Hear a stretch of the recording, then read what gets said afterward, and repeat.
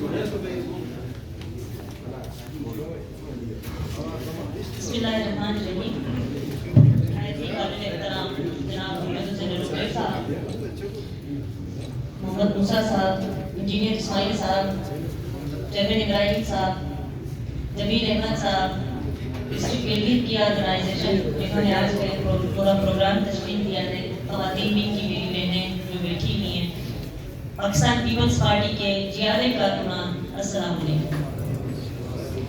جس دھڑ سے کوئی مقتل میں گیا وہ شان سلامت رہتی ہے، جس دھڑ سے کوئی مقتل میں گیا وہ شان سلامت رہتی ہے، یہ جان تو آنی جانی ہے، اس جان کی کوئی بات نہیں۔ ہم آج سلام پیش کرتے ہیں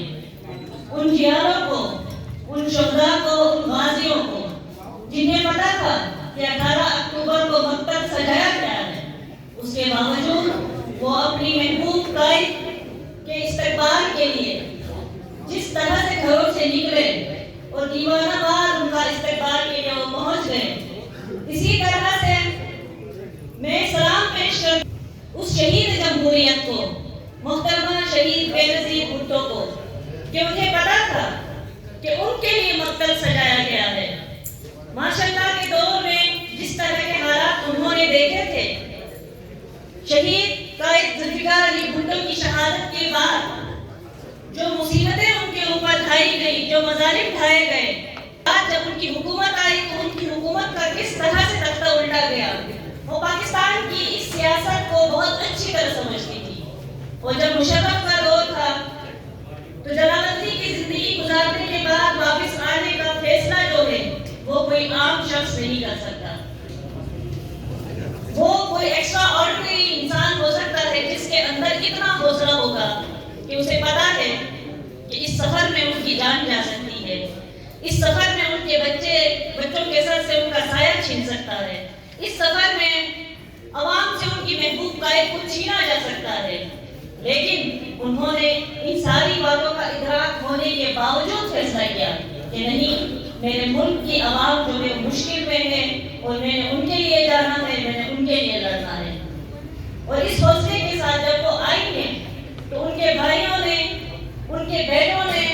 ان کے بزرگوں نے جس طرح سے ان کا ساتھ دیا، ان کا حوصلہ بڑھایا، یہ تاریخ میں اس کی کوئی مثال نہیں ملتی کہ کسی سیاسی جماعت کے اتنے سارے کارکن جب شہید بھی، غازی بھی ہوئے ہیں اور ایک بہت بڑے بم دھماکے کو اپنی جان بچانے کے لیے دوڑتے ہیں، لیکن پاکستان پیپلز پارٹی کے ان کے لیے اہمیت رکھتی تھی ان کی قائد کی جان، وہ اس کے باوجود اس آگ کے دریا میں کودتے ہیں اور اپنی قائد کی جان بچانے کی کوشش کرتے ہیں۔ اور دوسری طرف اگر آپ دیکھیں، قائد کا حوصلہ دیکھیں کہ بم دھماکے، 2 بڑے دھماکوں سے ان کو یہ بھی پتا ہے کہ ان کے بہت سے کارکن شہید بھی ہوئے ہیں، بہت سے کارکن غازی بھی ہیں، اور ابھی تک ان کے سر کے اوپر یہ والی تلوار لٹک رہی ہے، لیکن اس کے باوجود وہ اسی ٹائم اگلی صبح اپنے زخمی کارکنوں کے پاس پہنچ جاتی ہیں، اپنی غازیوں کے گھر میں پہنچ جاتی ہیں، اپنے شہداء کے بچوں کے، شہداء کے والدین کے پاس پہنچ جاتی ہیں۔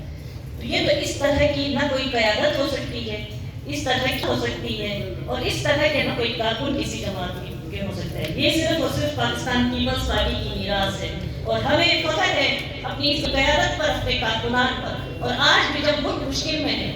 تو وہی آئین بنانے والے قائد اعظم شہید ذوالفقار علی بھٹو کا نواسہ میدان میں کھڑا ہے،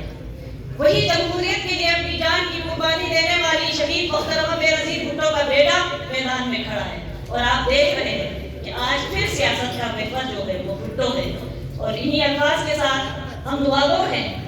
کہ ہمارے بھائی عرفان غازی صاحب کے لیے کہ وہ آج ہمارے بیچ موجود نہیں ہیں، ان کی بہت ساری یادیں ہیں پارٹی کے لیے ان کی، اسی طرح سے ہمارے بہت سارے غازی جو ہیں ان کو ہم سلام پیش کرتے ہیں، اور اس کے علاوہ پاکستان سے جتنے بھی آج کے شہداء ہیں ہم سب سلام پیش کرتے ہیں۔ ایک بار پھر آپ سب کا بہت شکریہ۔